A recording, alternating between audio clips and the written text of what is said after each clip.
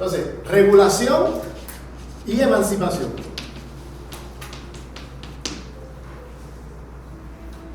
Regulación quiere decir que cuando hay un conflicto aquí, como la humanidad de este otro oprimido es reconocida por este yo, utilizan mecanismos de reconocimiento de derechos ciudadanos, civiles, derechos humanos, derechos de la mujer, derechos de los queer, ahora se pueden casar, etcétera, ¿no? Hay un reconocimiento, un código de derecho que regula el conflicto de una manera relativamente pacífica,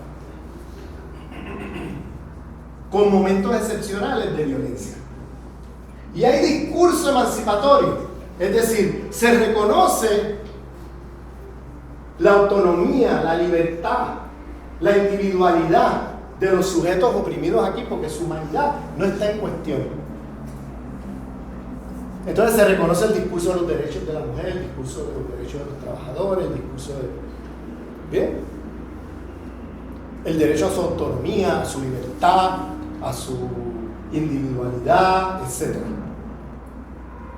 Eso establece mecanismos de dominación, es una materialidad de la dominación en esta zona donde los conflictos se gestionan como tendencia de manera pacífica con momentos excepcionales de violencia.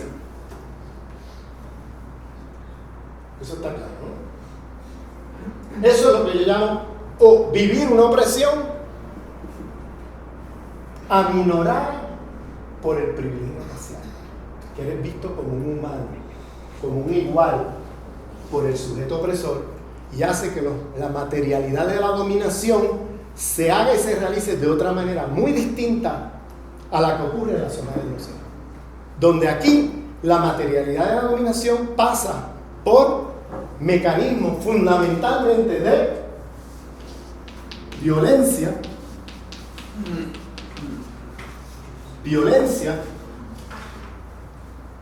y despojo, desposesión, apropiación. ¿Bien? La desposesión o apropiación, dice Boaventura.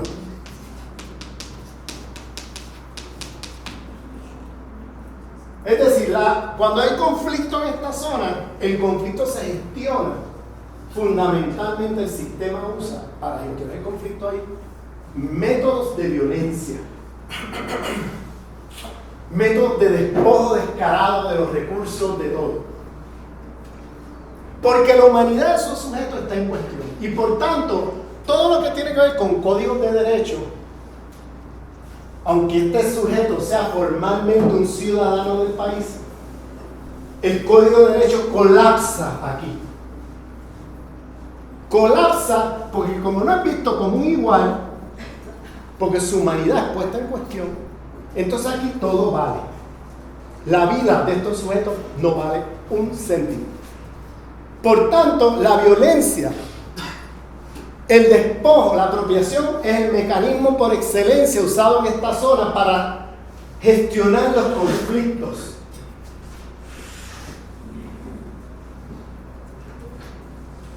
Por favor, cuando digo zona de ser y no ser, no estoy hablando de una geografía, aunque tiene manifestaciones espaciales. Estoy hablando de una posicionalidad en relaciones en los raciales de poder. No estoy hablando de una geografía, aunque tiene manifestaciones espaciales. No estoy hablando meramente de norte-sur, aunque esto incluye norte-sur. Porque hay un norte-sur, pero también hay un sur dentro del norte, es decir, hay zona de no ser dentro y zona de ser dentro de los países metropolitanos, y hay zona de ser y no ser dentro de los países periféricos. Hay un norte dentro del sur también. Hay una zona de ser dentro del sur y zona de no ser dentro del sur.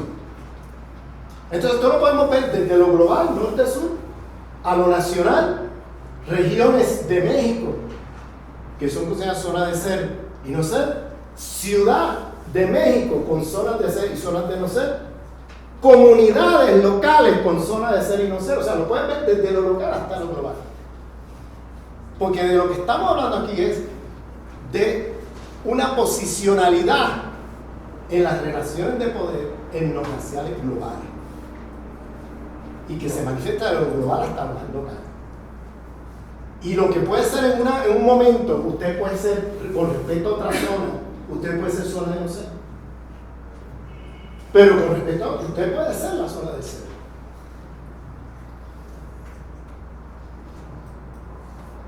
Si un blanco mexicano, aquí está la zona del ser, cruza la frontera, ya está en la zona de no ser. ¿Ah?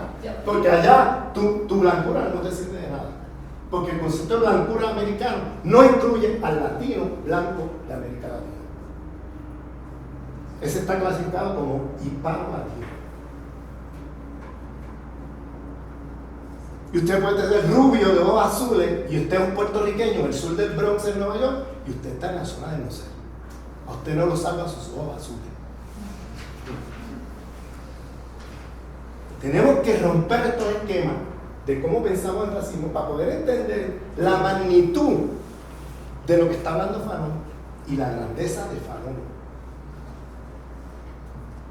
La grandeza de Fanon como pensador.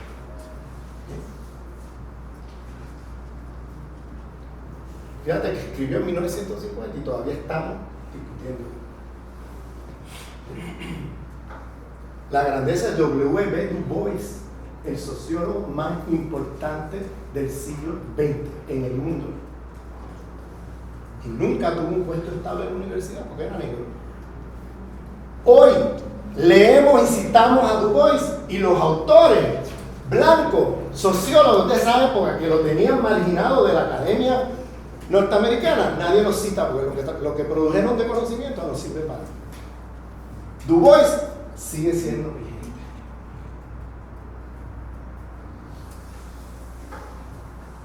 Angela Davis,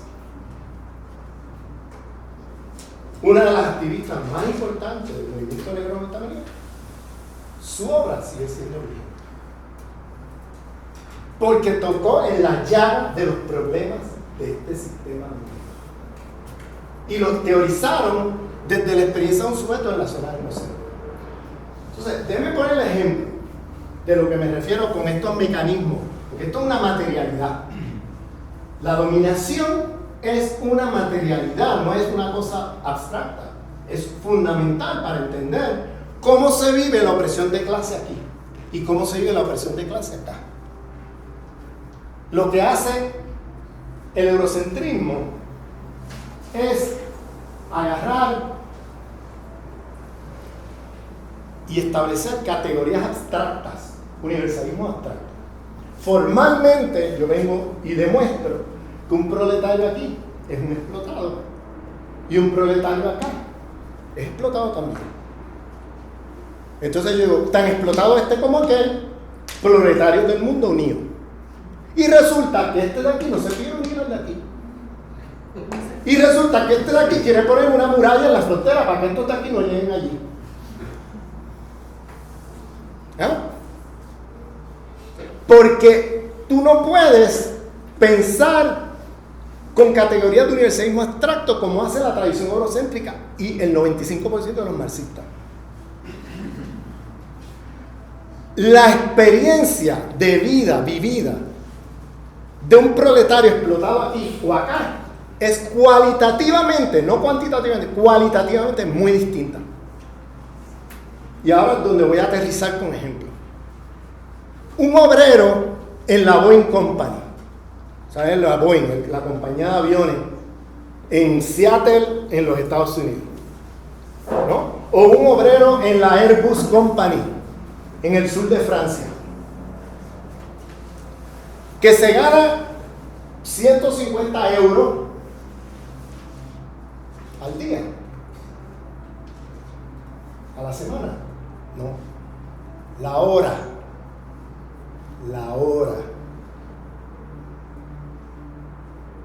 que trabaja 8 horas al día por ley, a las 8 horas de trabajo se va y se va. Tiene conflicto con su patrón y su corporación. Puede irse a una corte y llevar a su patrono ante la corte Porque hay códigos de derechos laborales reconocidos. Entonces yo voy a la corte y llevo a mi patrono allí porque está violando códigos de derechos laborales. O hago una manifestación en la calle para poner presión política sobre la corporación. O me voy a la huelga. Esos obreros y obreras que están en la zona del ser oprimidos saben que si ponen un caso en corte contra su corporación, que si hacen una huelga contra su corporación, que si se van a la calle y hacen una marcha contra su corporación, regresan esta noche a su casa a dormir vivos. Bien, vivos. Saben que su vida no corre peligro, excepto en momentos excepcionales. Pero como regla, su vida no corre peligro haciendo eso. Bien. En la zona del no ser, donde trabaja la inmensa mayoría de los proletarios del mundo en la maquiladora, el proletariado mundial, la inmensa mayoría no trabaja como un oprimido en la zona del ser. Trabaja en maquiladoras en la periferia del mundo como sujetos inferiorizados racialmente frente al norte global y frente a las élites occidentalizadas de sus países. El 90% mujeres, 90% mujeres, no es casual ni accidental, que se ganan $2, $1, 3, 50 céntimos de dólar la hora al día, que trabajan 8 horas, no, 14, 15, 16, 18 horas al día, porque los códigos de derecho colapsan en esa zona. Y esas mujeres, y digo mujeres pero la mayoría son mujeres, saben que si le llevan a su patrono a una corte, o que si salen a la calle a hacer una marcha contra su patrono, o que si organizan una huelga, su vida está en peligro. Saben que lo más probable es que no lleguen esta noche a su casa, o porque terminen en una cárcel, o porque terminen asesinadas. Esa es la diferencia en la materialidad de la dominación entre una zona y la otra. No es que no haya explotación de clase, compañera, claro que la hay, pero no la puedes entender desde un marco eurocentrado donde privilegias la categoría de clase y te borra y te salta las diferencias cualitativas que hay entre una zona y la otra en términos de la materialidad de la dominación, porque eso significa que tú vas a vivir la explotación de una manera muy diferente, la explotación del trabajo. Y por tanto la categoría proletariado no es universal abstracto, como pretenden los marxistas. La categoría proletariado tenemos que pensar de manera muy concreta y específica. Dime en qué zona del mundo tú estás clasificado racialmente y te diré qué tipo de explotación de clase tú vives. Pero esto no solamente aplica al tema racial, aplica también al tema de género. Tú eres una mujer oprimida en la zona del ser y tú eres una mujer oprimida en la zona del no ser. Formalmente estás oprimida, esas mujeres, las dos están oprimidas. Y puedes hacer como hacer un marxista con el proletariado, decir, es una mujer oprimida, no importa que esté aquí acá, mujeres del mundo unidos. Y resulta que esta de aquí no se quiere unir a la de acá. ¿Bueno? Y estas de aquí ven a estas como inferiores.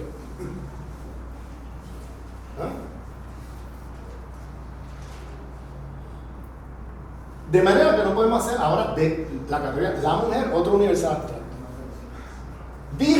en qué zona del mundo tú vives, en la clasificación racial del mundo. Y de ahí veremos concretamente en qué tipo de opresión de género tú vives. Para poner un ejemplo escueto. Una mujer aquí es, vamos a poner, tiene una situación de violencia doméstica. Su marido le cae a palo. Ella levanta el teléfono y llama a la policía. La policía viene y arresta al marido. O se va a una corte. Una mujer acá que sufre violencia doméstica, primero que no tiene teléfono en su casa, la mayoría. Pero si lo tuvieran, lo pensarían 100 veces antes de llamar a la policía. Porque saben que si llaman a la policía, no solamente lo más probable es que maten al marido, sino que maten a los hijos y los vecinos. Porque la policía llega a esa zona con otra materialidad de la dominación, con otros métodos de gestionar conflictos.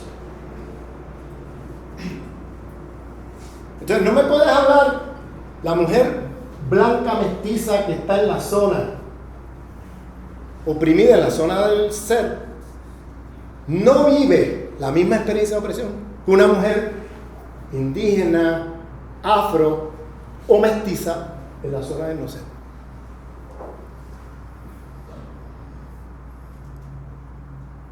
No es lo mismo. Son diferencias cualitativas muy grandes en la manera como se vive la opresión de clase, de género, queer, lo que sea. ¿Bien? ¿Hasta ahora entendido? ¿Hasta aquí? Eso ustedes no se tienen que ir muy lejos. Miren la Ciudad de México. Ustedes pueden tener 100 ejemplos sobre la Ciudad de México. Ustedes pueden tener 100 ejemplos sobre regiones dentro de México.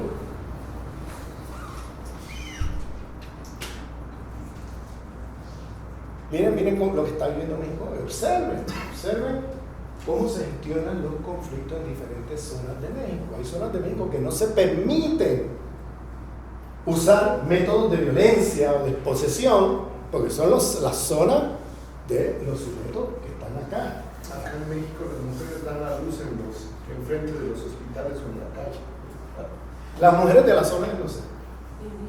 No alcanzan a llegar o la sacan porque Claro. no están. Ahí tienes la diferencia hasta cómo se vive un parto. ¿No? Hasta cómo se vive el parto. Es completamente diferente la experiencia. No puedes colapsarla. Y ahora es que viene la parte, yo creo, más interesante desde el punto de vista epistemológico. Y es lo siguiente. Toda la teoría crítica, científico-social, filosófica, que hemos bebido en la universidad occidentalizada y en la izquierda occidentalizada,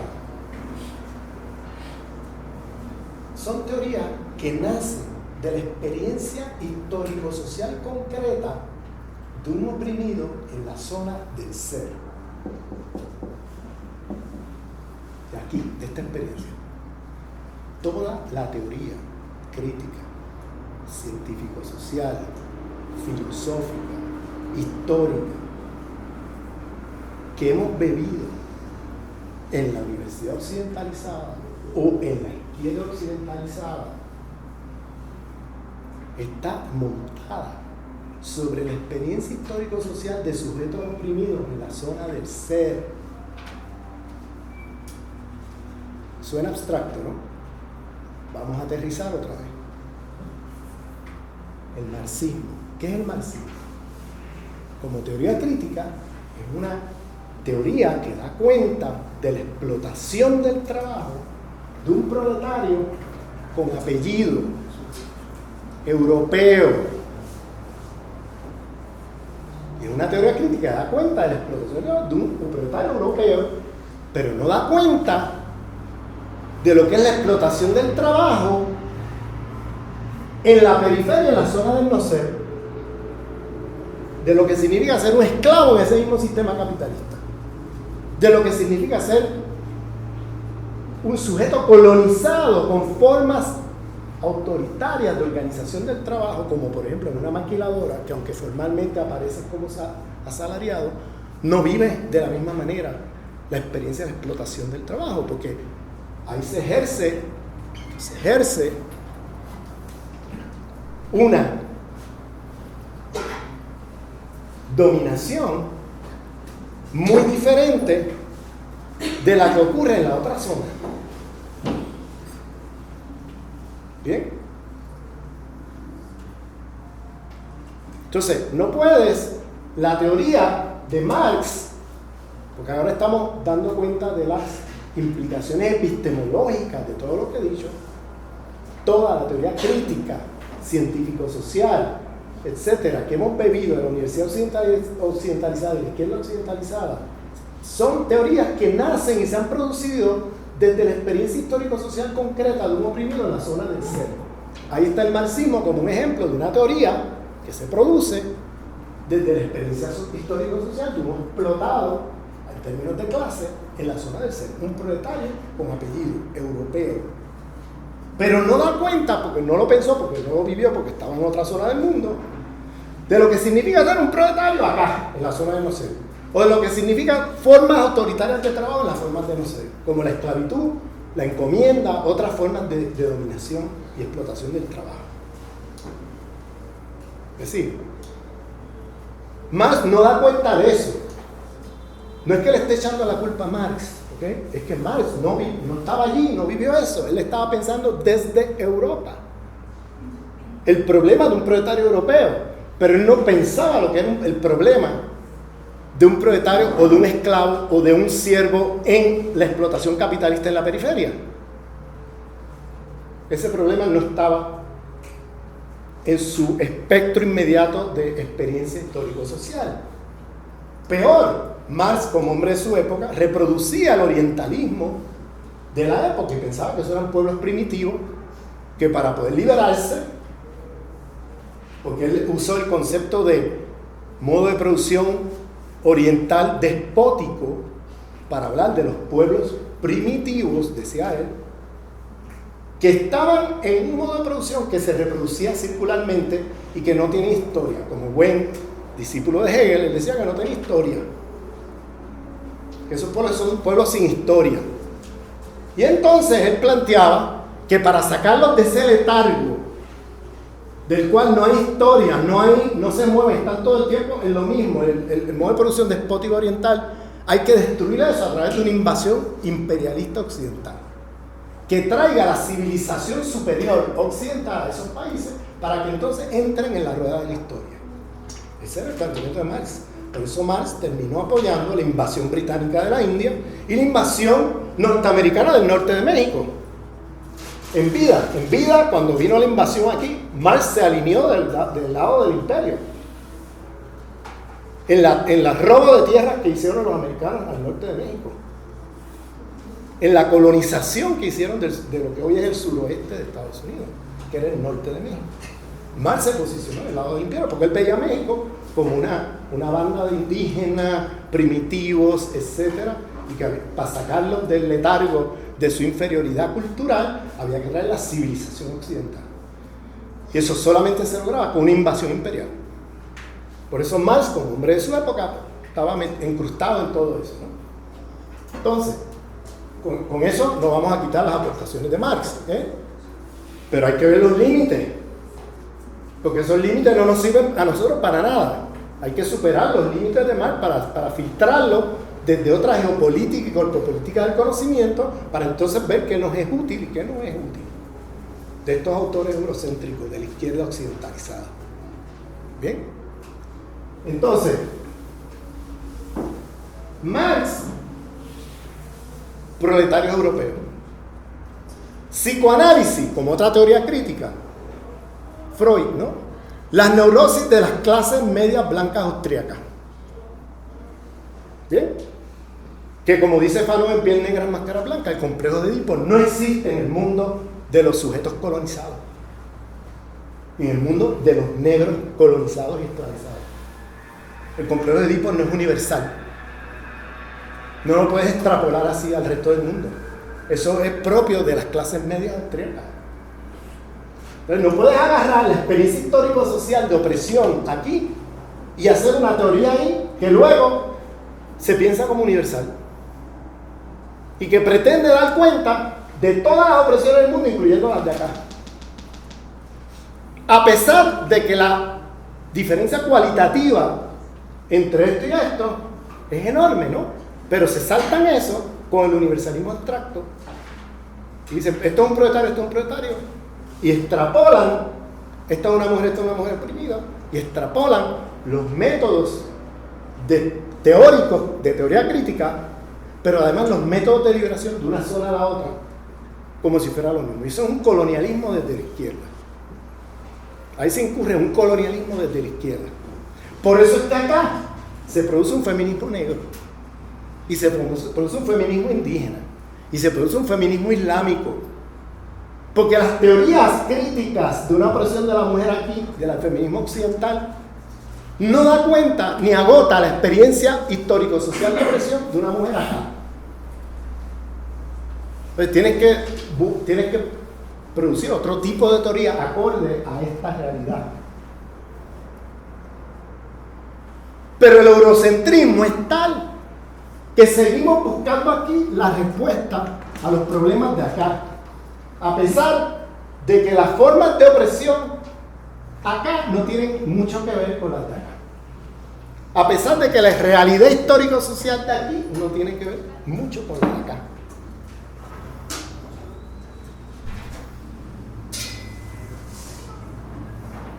Porque estos de acá viven privilegios de clase o de género o lo que sea, en gran medida por toda la riqueza que estos de acá se roban de acá.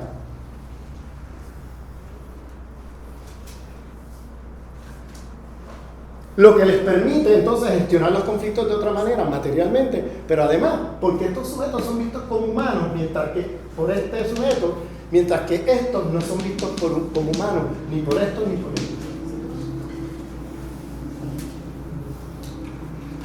Usted es un gay oprimido en la zona del ser. Usted produce teoría crítica queer para entender la opresión queer. ¿Bien? Y usted produce una teoría crítica a partir de un queer oprimido en la zona del ser. Pero ¿qué pasa? La opresión queer en la zona del no ser no es la misma que la de acá. Porque acá se agrava la opresión queer por métodos de violencia, por la manera como la materialidad de la dominación se gestiona. Entonces no puedes colapsar la teoría queer o la teoría de clase o la teoría... El postestructuralismo es la teoría crítica del levantamiento estudiantil y obrero de mayo del 68 en Francia. De ahí viene todo el pensamiento postestructuralista. Fíjense cómo todas esas teorías nacen de la experiencia histórico-social de un oprimido en la zona de ser, todas esas teorías críticas. Pero como hay un racismo, un sexismo epistemológico a escala global, como hay una zona de ser epistémica y una zona de no ser epistémica, el problema es que estos de aquí, que producen teorías críticas, se piensan como universales. Piensan que sus teorías son universales. Y que si tú quieres entender la opresión de clase, lo único que tienes que hacer es leer a Marx, porque ahí se agota todo. Y si quieres entender la opresión de la mujer, te tienes que leer las feministas occidentales. Y ahí se agota todo. Y si quieres entender otras opresiones, como ya en el plano psíquico, pues te tienes que ir a Freud, a Lacan, etcétera, porque ahí se agota lo que significa ser las neurosis, ¿no? de los humanos. Se universaliza esa experiencia y sus teorías. ¿Bien? Pero ¿qué pasa? Acá, en la zona del no ser, donde vive el 80% de la humanidad, hay teoría crítica producida. Pero por montón.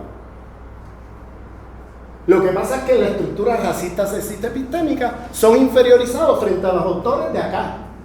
En la universidad occidentalizada, usted va a leer a estos autores, pero usted no lee estos. En la izquierda occidentalizada se leen estos autores, pero estos no se leen, no se toman en serio. Si esta gente me dijera, mira, si esta gente, si este pensamiento crítico de el otro en la zona del ser, me dijera, mira, yo soy marxista y la teoría crítica marxista se produce a partir de la experiencia de un proletario europeo, occidental. Y yo no pretendo que con esta teoría yo pueda entender todas las formas de opresión de clase, no puedo. Porque esta teoría nació de esta experiencia histórico-social y yo no pretendo entender lo que es ser un esclavo en el Caribe en el siglo XIX. Y yo no pretendo lo que es ser una persona o explotada en una maquiladora, o lo que es ser una persona explotada en formas serviles de trabajo, que no pasan ni siquiera por el trabajo asalariado, formas coercitivas de trabajo, porque eso yo no lo he pensado ni lo he vivido. Pues mira, me quito el sombrero, perfecto, no hay problema. Porque tú te estás asumiendo como una teoría particular propia de tu mundo. Si tú me dijeras, mira, yo produzco una teoría feminista, porque estamos aquí, somos mujeres oprimidas en la zona del ser, y producimos una teoría feminista o queer para los oprimidos por razones de sexualidad, que es particular a la experiencia de un queer o una mujer oprimida en la zona del ser. Yo no pretendo que mi teoría dé cuenta de lo que es la opresión patriarcal de una mujer en la zona del no ser o de un queer en la zona del no ser. Yo no puedo dar cuenta de eso porque allá se viven otras cosas que acá no se viven y que nosotros no hemos pensado. Me quito el sombrero, no hay problema. Eso no hay problema con eso, yo no tengo problema. Porque te estás asumiendo como particular y estás asumiendo, no pretendes que tu teoría se imponga como diseño global universal, colonial imperial desde la izquierda. Pero así no es como viene, señores y señoras. Eso nos llega como diseño global colonial imperial desde la izquierda occidentalizada. Porque lo que te van a decir es, si tú quieres entender esto, te tienes que leer a Hart y Negri, y te tienes que leer a Zizek, y te tienes que leer todos estos autores de la tradición marxista. Y la interpretación que ellos tienen del marxismo, que también es otra discusión. ¿Okay? Y yo quiero entender la opresión de clase. Pues tienes que leerte a esa gente porque esos son los que lo han pensado. Y ahí se agota esa crítica porque ellos son universales. Y tú puedes extrapolar esa teoría a cualquier otra opresión de clase en el mundo. ¿Te fijas? No viene con humildad, viene con arrogancia y viene con un sello colonial imperial impresionante. Y lo mismo con el feminismo occidental. Y lo mismo con las teorías queer occidentales. Se piensan como universales y vienen empaquetadas y barnizadas como diseño global imperial desde la izquierda. Y todo el pensamiento crítico de queers o de mujeres aquí con respecto a la opresión sexual o opresión de género, o el pensamiento crítico frente a ese sistema capitalista desde una posición de opresión de clase acá, queda eliminado de la conversación. Porque es inferiorizado frente a ese conocimiento producido por estos otros en la zona del ser que son racialmente superiores. Son oprimidos, pero como son racialmente superiores, forman parte de ese episteme privilegiado de racista, sexista, epistémico, y desde ahí es que tú vas a entender las opresiones del mundo. ¿Sí? Pero lo mismo pasa con los métodos de liberación. Vamos a ir ahora ya mismo a la pregunta. Lo mismo pasa con los métodos de liberación. Según las teorías que se producen aquí como, que yo le llamo colonialistas, porque se piensan como universales y se imponen acá con la pretensión de que desde esas teorías entiende toda opresión en el mundo, no solamente la aquí, sino acá también. También ocurre con los métodos de liberación.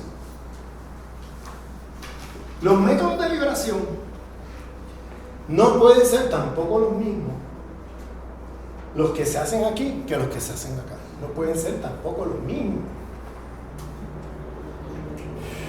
Porque si tu identidad, tu epistemología, tu forma de vida, tu forma de ser en el mundo, tu psique, tu teoría, todo es infladamente considerado superior, es decir, tus identidades son infladas como superiores.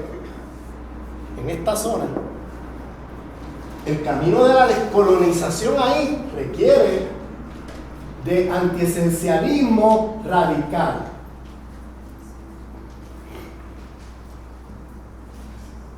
¿Qué es eso? Entonces, repito, en esta zona, como la identidad de estos sujetos, las epistemologías de estos sujetos, etc., está inflada como superiores, para desinflar eso, ese globo, y vaciarlo, hace falta mucho antiesencialismo radical.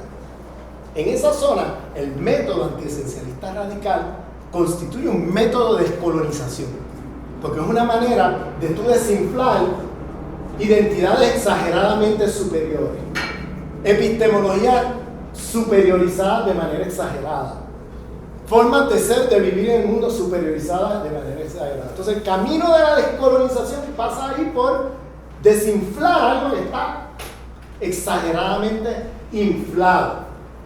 ¿Bien? El camino de la descolonización en la zona del no ser, donde las identidades, las epistemologías, la forma de ser y de vivir, vuelvo y repito, en la zona del no ser, donde las identidades, epistemologías, formas de ser y vivir han sido exageradamente inferiorizadas, el camino de liberación y de descolonización aquí pasa por otro camino, que no es desinflar, es inflar cosas que han estado desinfladas por siglos. Es reconstruir tu identidad, es reconstruir tus conocimientos ancestrales, es reconstruirte. Ese es otro camino, que no es el mismo que el de acá. Y por tanto, y aquí vienen los Foucaultianos de América Latina, no dije Foucault, dije los Foucaultianos, que vienen y usan un antiesencialismo radical producido desde aquí como método crítico de liberación contra esto, y agarran ese método y lo pasan para acá. ¿Y qué pasa cuando tú usas el antiesencialismo radical en una zona donde la gente tiene que reconstruir identidad, tiene que reconstruir la epistemología, tiene que reconstruir sus formas de vida y de ser? En el momento que abres la boca y dices algo, empiezas a reconstruirte y te la callan y dicen, esencialista. No, esos indígenas son súper esencialistas. El movimiento afro en Brasil, súper esencialista. Esa gente son esencialistas.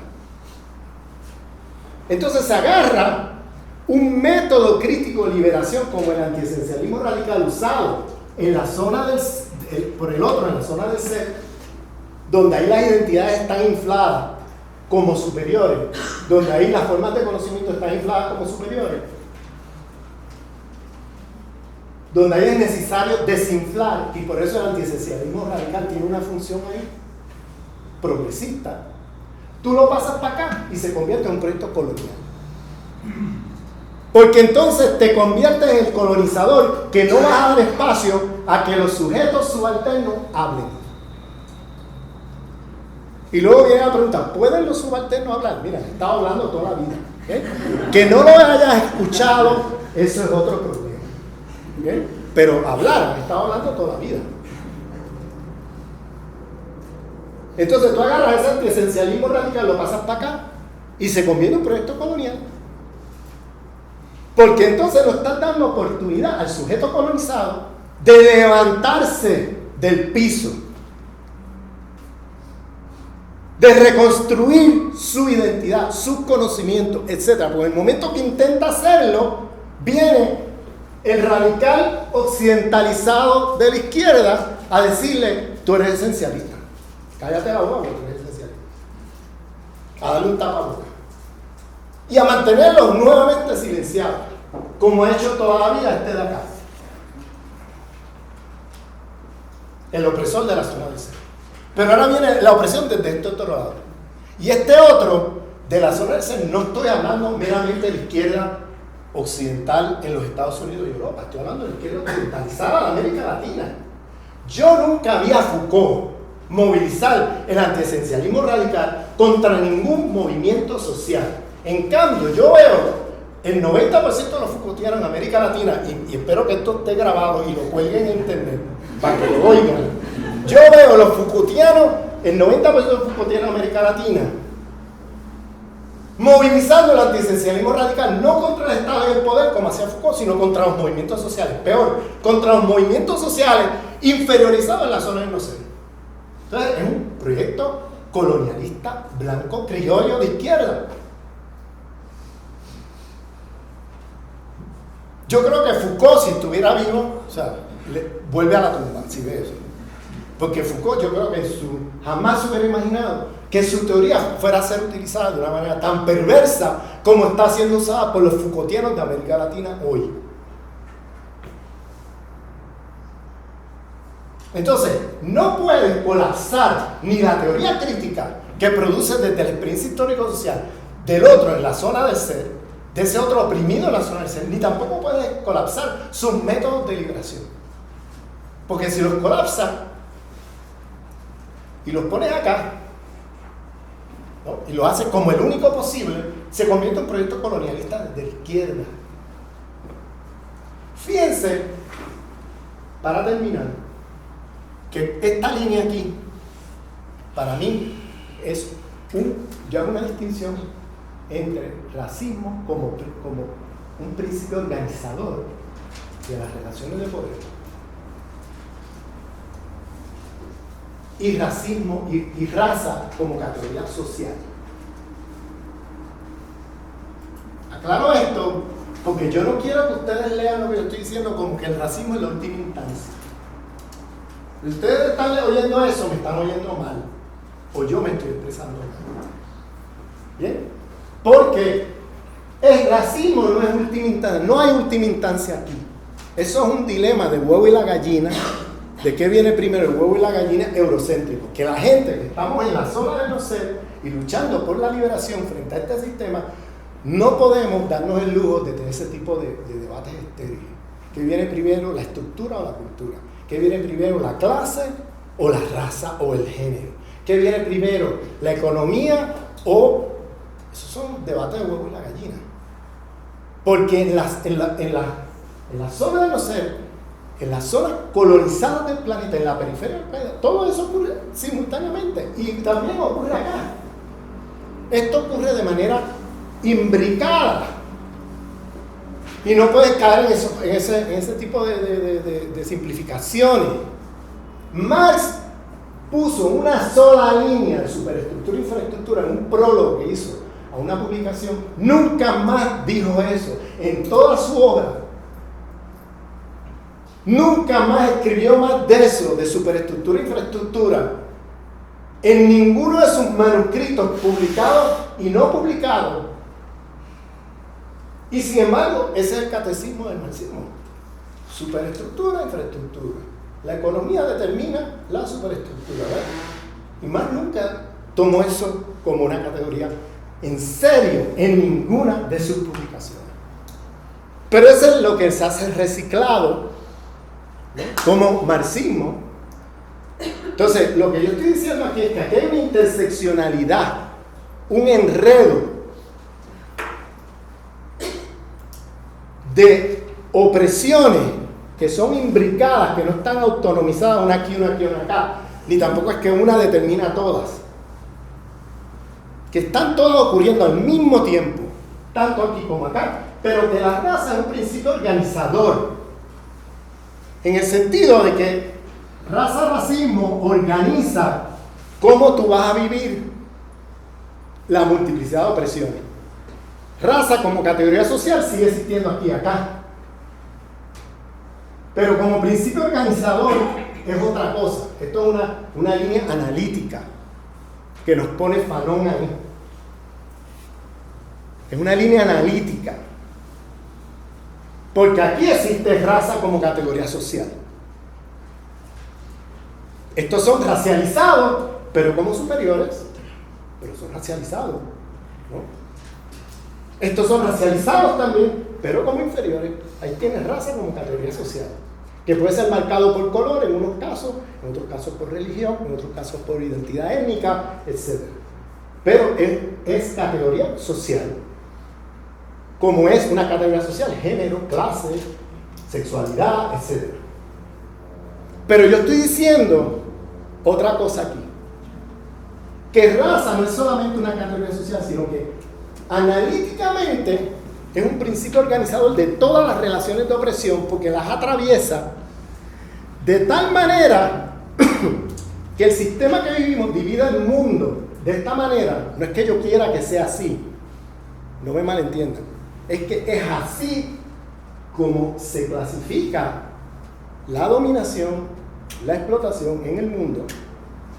Y entonces la manera como se viven todas esas opresiones de raza como categoría social, clase como categoría social, género como categoría social, sexualidad como categoría social, va a ser muy distinta en una zona o la otra, dependiendo en qué lugar tú ocupas en el racismo como principio organizador de todas las relaciones de poder. Fíjate que yo no he dicho que tú entiendes, yo no he dicho que la clase, género, sexualidad está determinado por la raza. Yo no dije eso. Yo no dije que es a partir de raza que lo demás es superestructura y que la raza es la infraestructura. Yo no dije eso. Yo estoy diciendo, todas esas opresiones existen como categoría social. Pero cómo se articulan y cómo operan, tienes que entender en qué zona del mundo está ocurriendo esas opresiones, para poder entonces dar cuenta de la realidad concreta de la opresión de clases, si eso es lo que están mirando, o de género, de la que sea. Porque como he tratado de explicar aquí, la materialidad de la dominación es muy distinta en cada zona, y eso tiene unas implicaciones enormes en cómo se vive la opresión de clase, en cómo se vive la opresión de género, cómo se vive la opresión sexual, en cómo se viven todas las opresiones. Y eso requiere de teoría social distinta. Y aquí hay una batería de pensadores y pensadoras que han pensado eso aquí. Está Ali Shariati, pensador musulmán, Asma Al-Rabet, feminista musulmana, Silvia Rivera Cusicanqui, Enrique Dussel. Podemos hacer una lista. Silvia Winter, Fran Fanon, Luis Gore, o sea, podemos hacer una lista de pensadores indígenas, islámicos, pensadores africanos, pensadores Kwame Nkrumah, etc., que están pensando qué significa ser un oprimido aquí. Pero esos teóricos no aparecen, para usar una expresión puertorriqueña, ni en los centros espiritistas. ¿Okay? Porque están invisibilizados en la zona del no ser, están inferiorizados en la zona del no ser. Bien, entonces yo no estoy diciendo, para terminar, que la liberación pasa ahora porque los sujetos que están aquí vayan a los de aquí y les digan, oye, reconóceme, yo tengo teoría también, yo tengo filosofía, yo tengo un pensamiento, yo tengo una forma de ser. Eso no se va a resolver así, porque como dice Fanon, al final de Los Condenados de la Tierra, él dice, olvidémonos del sueño europeo. ¿Qué es lo que él quiere decir con eso? Al final de Los Condenados de la Tierra aparece casi como una plegaria, donde espiritual, donde él está diciendo, olvidémonos del sueño europeo. ¿Qué es lo que él está diciendo? Nosotros los sujetos colonizados hemos estado toda la vida buscando que nos reconozcan como humanos aquí. Pero eso es energía perdida, porque esto es una estructura de poder social, institucional, global, nacional, regional, local, que tú no vas a resolver buscando reconocimiento. aquí la humanidad, aquí hay relaciones de intersubjetividad, porque se reconoce la humanidad del otro. Aquí colapsa la dialéctica hegeliana del yo y el otro, porque esta gente no son reconocidos como humanos, sino como sujetos no humanos y subhumanos por parte de esta gente del poder. Entonces, él dice, acá nosotros tenemos ser, tenemos formas de vivir, no es que somos no seres. Es lo que está es diagnosticando la lógica del sistema con esto de ser y no ser. Pero él no está diciendo que los sujetos, que él no está haciendo una ontología diciendo, los sujetos aquí son no ser. No, él está diciendo, los sujetos aquí tenemos formas de pensar, de vivir, de comportarnos en el mundo, de formas pedagógicas, estéticas, formas de existencia social. Y lo que tenemos que hacer es que en lugar de buscar reconocimiento aquí, tenemos que luchar políticamente por destruir esto para iniciar una nueva conversación. Y esa nueva conversación ya no es buscando reconocimiento de aquí para acá, porque si tú te quedas en eso, sigues reproduciendo zonas de ser y no ser. Tú nunca vas a ser reconocido en esa estructura como un igual. Para que eso ocurra, tienes que romper con esto. Políticamente, y eso es lucha política. Para poder iniciar entonces una nueva conversación, donde él dice que entonces los sujetos de aquí, de la zona del no ser, puedan dialogar horizontalmente unos con otros, y estos de aquí pueden entrar a la conversación, ese pensamiento eurocentrado, puede entrar a la conversación, pero como otro más horizontal, ya no como el centro de la conversación. Ya no puede ser el centro de la conversación, ya es uno más. Y tiene que entrar con humildad y escuchando. No puede entrar con la arrogancia de que en sus teorías se agota todo. Ahí se explica todo. Que es como nos llega. Tienen que entrar como uno más, con humildad, dialogando, escuchando a los demás, y ya no como el centro de la conversación. Y entonces podemos mirar sus aportaciones y ver qué sirve, qué no sirve, etcétera, ¿no? Y este es el diálogo transmoderno que nos invita a hacer Enrique Dussel. Porque ya es la diversidad epistémica dialogando horizontalmente para construir desde un pluriverso un mundo donde otros mundos sean posibles. ¿Bien? ¿Qué hora es? 7:37. ¿Ah? 7:37. 7:30. Vamos a abrirlo a discusión.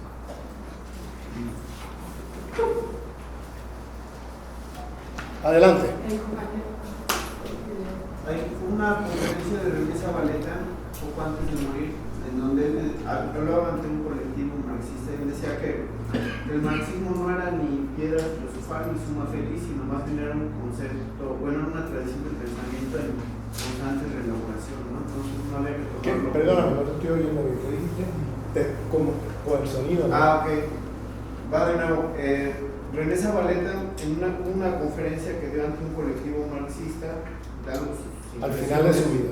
Ajá, en donde decía que el marxismo no era ni piedra filosofal ni suma feliz, sino un concepto en constante reelaboración y construcción. Y bueno, pues finalmente usando muchas de esas categorías, creo que hizo un diagnóstico muy acertado sobre la situación en Bolivia, que pues, creo resultó ser futurista. Y otra de las cosas que decía es que el marxismo no era una tradición de pensamiento cerrado, sino más bien abierta, que tenía que estar como en constante reelaboración.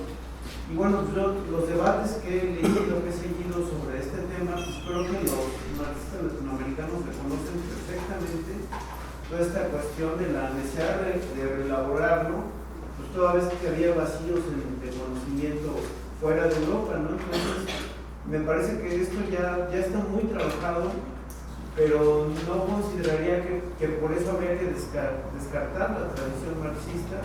Porque, ¿Tú me oíste descartarla en algún momento? Sí, no, pero ahí voy a lo siguiente.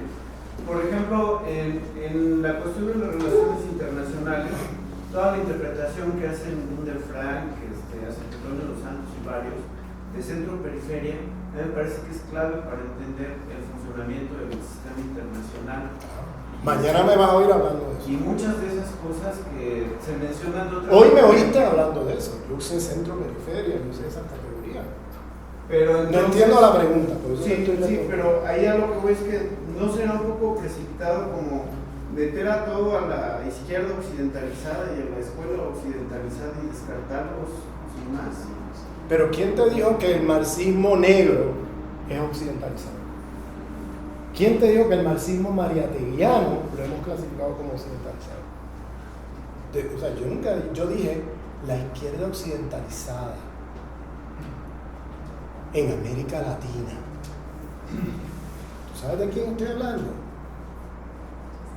Es un aparato de poder a escala de América Latina de una izquierda occidentalizada que está pensando con los lentes del marxismo europeo, que no se está planteando los lentes de un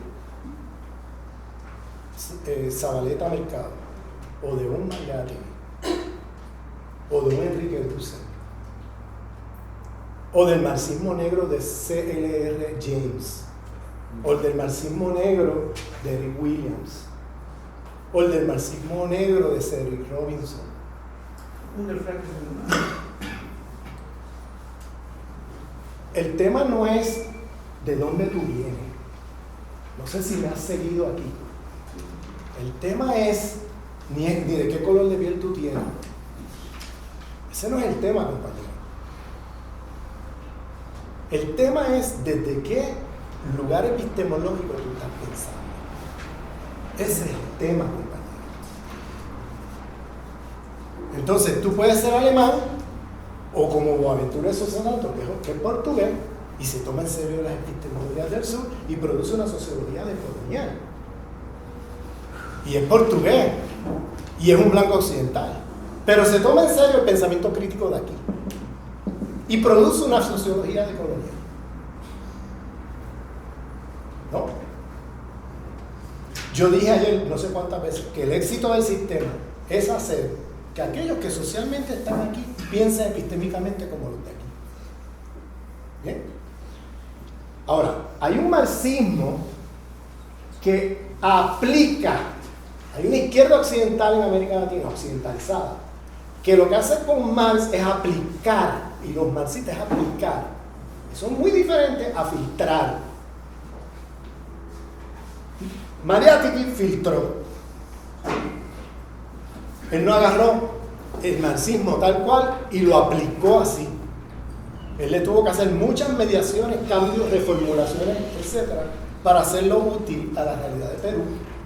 Y por eso él decía, la opresión de clase en Perú no me da cuenta de lo que ocurre en Perú, porque en Perú un campesino es un indígena, es un indio, y por tanto el tema racial es un tema central y constitutivo de la economía política y de las relaciones de clase. ¿Qué pasó? Los excomulgaron de la Internacional Comunista en la época. Porque los marxistas occidentalizados de los partidos comunistas latinoamericanos no aceptaron esa premisa. Porque están pensando con los lentes del marxismo eurocéntrico. ¿Te fijas? O sea, si tú vas a usar un autor crítico de aquí, desde otra geopolítica del conocimiento, no lo puedes agarrar de aquí y aplicarlo así. Si haces eso, incurres en un eurocentrismo desde la izquierda. Tú tienes que reformularlo de acuerdo a la realidad concreta de aquí, para poder saber qué de ese pensamiento crítico te es útil y qué no te es útil.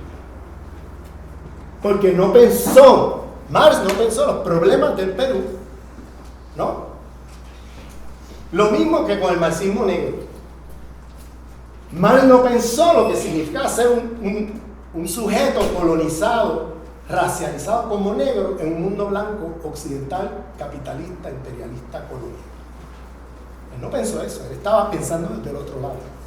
No solamente eso, reproducía unos esquemas bastante racistas hacia acá.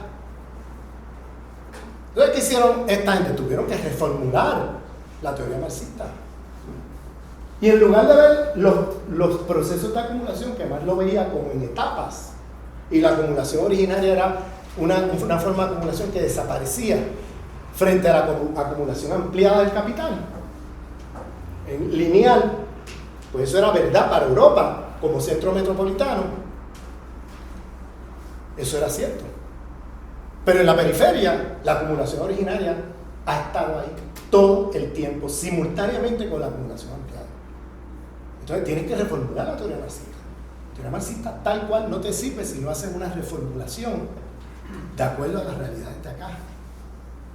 Entonces, para mí, no todos de esos marxistas que están diciendo, sí, yo reconozco que hay que mirar las condiciones concretas, eso siempre lo ha dicho todos los marxistas. Para mí el criterio no es que me diga, sí, hay que ver la condición concreta y aplicar el marxismo de acuerdo a las realidades concretas de cada vez. Eso lo decían los partidos comunistas eurocéntricos prosoviéticos toda la vida. Ese no es el criterio. El criterio es, si tú estás tomándote en serio la localización epistémica, la geopolítica del conocimiento, de la realidad histórico-social de un oprimido acá, para entonces hacer una filtración, una reformulación, una descolonización de esto que se produjo acá. Ese es el criterio, y por eso yo defendería a Mariátegui en el debate con Codovilla. Codovilla, para mí, era un marxista eurocéntrico.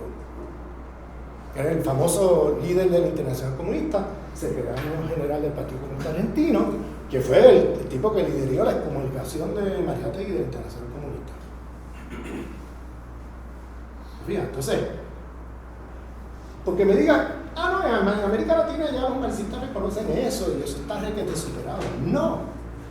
La inmensa mayoría de esos marxistas que te dicen, sí, la realidad concreta hay que tomarla en cuenta, en la realidad no hacen ese trabajo de reformulación que hace un Enrique Dussel, que hacen un C.R. James, ¿no? Un Eric Williams, que hace un Mariátegui. No hacen eso. Lo agarran tal cual y entonces se convierten en Negri y Hart en Perú. ¿Entiendes? Entonces, eso no es, eso es todavía muy colonial.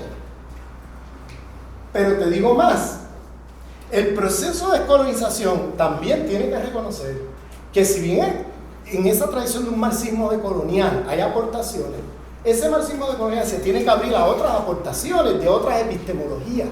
No puede asumirse como el único posible, porque si hace eso vuelve y reproduce una colonialidad aquí.